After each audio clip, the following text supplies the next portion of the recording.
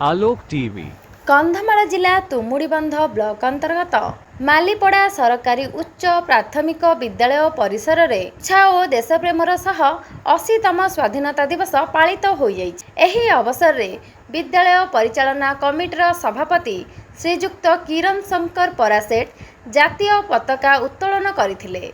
उपसभापति श्रीमती फिलिमिना परासेठ समेत कमिटीर सदस्या प्रधान शिक्षक श्रीजुक्त दंडपाणी बलियार सिंह, शिक्षक श्रीजुक्त राजेश नायक, शिक्षयित्री श्रीमती हरप्रिया बेहेरा, कुमारी रश्मिता राणी नायक और श्रीमती देवस्मिता साहू समेत भद्र व्यक्ति श्रीजुक्त शंभु परासेठ, श्रीजुक्त चतुर्भुज परासेठ, श्रीजुक्त नरसिंह बड़सेठ, विद्यालयर छात्र छात्री और स्थानीय लोक जोग देइथिले।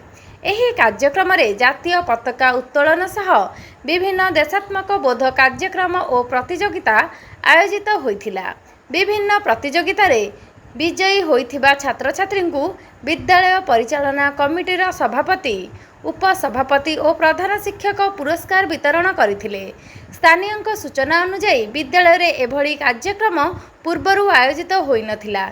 नूतन प्रधान शिक्षक श्री दंडपाणी बलियार सिंह योगदान करिबा परे प्रथम थर पई एभली भावे स्वाधीनता दिवस कार्यक्रम आयोजित होइथिबा जणा पड़िछि। एहाकु नै छात्र छात्री, अभिभावक और स्थानीय लोकंक मध्यरे उत्साह प्रकाश पाइथिला।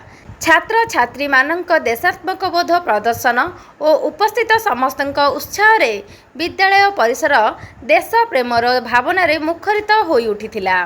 शेष रे प्रधान शिक्षक श्रीजुक्त दंडपाणी बलियार सिंह उद्बोधन देवा सह उपस्थित समस्त को धन्यवाद अर्पण करथिले। कंधमाल जिल्लारू रंगनाथ बड़सेठ का रिपोर्ट, आलोक टीवी।